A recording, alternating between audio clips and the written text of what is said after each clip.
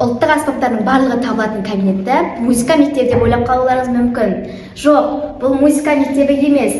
200 мектеп лицейінде ашылған халық аспаптар оркестрі үйірмесі. Үйірмеге 3 жылдан бері белгілі жырау Тұрымбет Салқынбайұлының ұрпағы, ұлттық мұраны насихаттаушы Жарқымбет Тұрымбетов жетекшілік етеді. Қазір үйірмеге 15 оқушы қатысады. Олардың ішінде аудан емес, облыс, республика, халықаралық деңгейде өнер байқауларында топ жарып жүрген өнерпаздар бар. Олардың ішінде Шыңғыс Алпайұлы, Еркеназ Таңатарова, Жасмина Мерханова, Еркеназ Алашбаева, Саламат Хайрулаевтардың есімін ерекше атауға болады.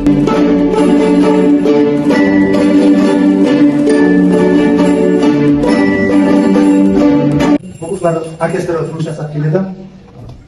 Оқушылардың басым көпшілігі осы музыкаға қабілеті өте жақсы, музыкаға құмар өнерпаз балдар.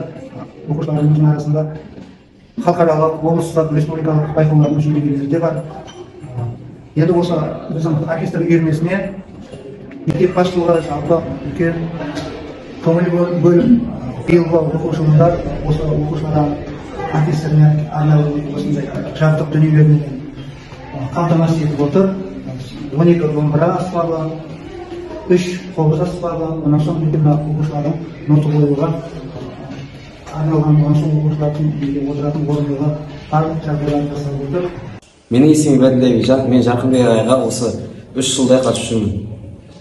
Оркестрға үнемі қалмай келіп жүрмін. Оқырман 200 мектеп лицейінің оқушылары мен ата-аналары. Бос уақытты тиімді пайдаланып, ұлттық аспап домбыраны шертіп үйренгіңіз келсе, үйірмеге келіңіз. Сіз болып, біз болып, құнды өнердің бағасын арттыра берейік. Сіздермен бірге болған мен Мейрам Жақсылыққызы, арнайы 213 TV каналы үшін.